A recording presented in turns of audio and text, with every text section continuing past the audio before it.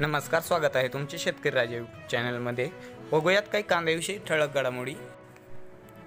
कांदा अनुदानासाठी अर्ज केलेल्या 1000 शेतकऱ्यांनी बँक खाते क्रमांक व IFSC कोड व्यवस्थित न दिल्यामुळे सुमारे 88,33,000 शेतकऱ्यांचे कांदा अनुदान परत गेले आहे। त्यामुळे ऐन दुष्काळात कांदा उत्पादक शेतकऱ्यांना मोठा आर्थिक फटका बसला आहे। यंदा कांदा उत्पादक शेतकऱ्यांना कांदा कवडीमोल दराने विकावा लागल्यामुळे शासनाने प्रति क्विंटल 200 रुपये अनुदान देण्याचे जाहीर केले होते।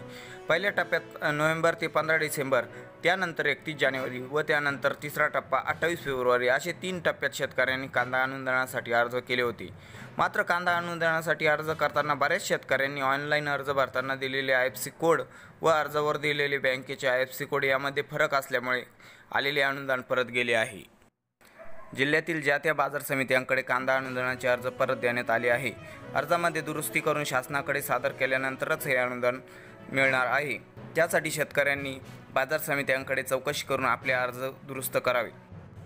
तर व्यवस्थितरित्या अर्ज भरलेल्या अशा 8,864 शेतकऱ्यांचे सुमारे 8,16,00,000 रुपये अनुदान शेतकऱ्यांच्या खात्यावर जमा झाले आहे। दरम्यान आचारसंहिता लागल्यामुळे सोलापूर बाजार समितीकडे कांदा अनुदानासाठी 25,000 शेतकऱ्यांचे अर्ज पडून आहेत। दुसऱ्या आणि तिसऱ्या टप्प्यात कांदा उत्पादक शेतकऱ्यांनी अर्ज केला होता, परंतु सध्या लोकसभा निवडणुकीची आचारसंहिता लागल्यामुळे बाजार समित्यांकडून केवळ कांदा उत्पादकांचे अर्ज स्वीकारले जात आहेत।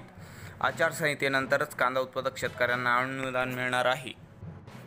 मित्रांनो, आणखी काही माहिती मिळाल्यास पुढील व्हिडिओमध्ये लवकरात लवकर तुमच्यापर्यंत सादर करण्याचा प्रयत्न करेन। त्यासाठी आत्ताच चॅनलला सबस्क्राईब करा। मित्रांनो, तुम्हाला व्हिडिओ कसा वाटला कमेंटमध्ये अवश्य कळवा। व्हिडिओला नक्कीच लाईक करा। चला तर भेटूया पुढील व्हिडिओसोबत। तोपर्यंत बघत राहा शेतकरी राजा यूट्यूब चॅनल। धन्यवाद शेतकरी मित्रांनो।